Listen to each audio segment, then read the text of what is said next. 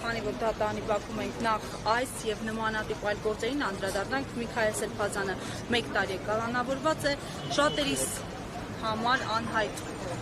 այսօր անհայտ հանգամանքները, թե պաշտոնական բազմաթիվ հաղորդագրություններ են եղել այս ինչ սպասել այսօր դատարանից։ Դե գիտեք ինչ, անհայտ չի, Միքայել Սելփազյանը ինչպես եւ մնացած բոլոր այսօր բռնաճնշումների ենթարկվողները քաղբանտարկյալ է։ Պետք է անընդհատ նշել այդ պահը, սպասելիքները բնականաբար ոչ թե ինչ-որ հույսեր, որ արդարադատություն է տեղի ունենալու, արդար ինչ-որ որոշումներ են լինելու, այլ օրվա իշխանությունների կապրիզներից ելնելով կամ իրենց հակահայկական հաշվարկներից ելնելով այսօր որոշում է կայացվելու։ Ցանկացած պարագայում ելքը ինչպիսին է լինի, դա չի լինելու արդարադատության հաստատումը Հայաստանի Հանրապետությունում։ Այնպես առանձնապես որևէ ակնկալիք այդ առումով չի կարող լինել։ Եվ Տիկին Հակոբյան հաշվի առնելով ադրբեջանական նկրտումների հանգամանքը եւ մինչ այսօր այն, որ չեն հաշտվում անգամ միեդում քննվող գործերի շրջանակում տերմինոլոգիայի հետ, օրինակ Լեռնային Ղարաբաղ, շփման գոտի եւ այլն,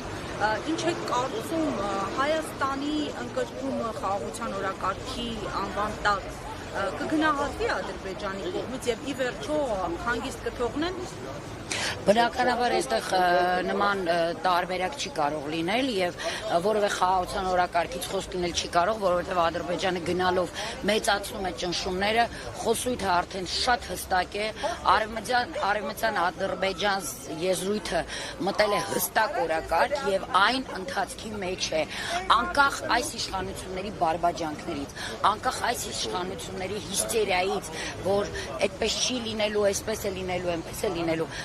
արդեն մեկնարկը տրված է արևմտյան Ադրբեջան եզրույթի իրականացման եւ Ադրբեջանը հստակ քայլերով գնում է։ Այլ բան է, որ Ադրբեջանը այո դա ներկայացնում է որպես խաղաղության օրակարգ, որովհետեւ հակառակ դեպքում միանշանակ վախեցնում է այս իշխանություններին հենց պատերազմով։ Իսկ պատերազմի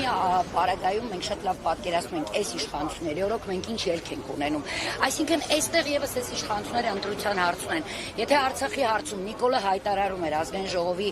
ամբիոնից, որ այո, կար տարբերակ խաղաղ պայմաններում հանձնել Արցախը, բայց ինքը դրան զուգահեռ զոհեց հազարավոր տղաների եւ դա արեց գիտակցաբար, այս պարագայում ինքը ընտրել է մյուս տարբերակը՝ մաս-մաս կտրտել Հայաստանը եւ ներկայացնելով որպես խաղաղության օրակարգ հանձնել Ադրբեջանին։ Հստակ է օրակարգը։ Տարբերությունը միայն Արցախի հանձնման ու Հայաստանի մասնատման ու ապամոնտաժման նրանում է, որ դա անում է այս պարագայում արդեն առանց զոհերի։ Հասկանալի է, շնորհակալություն։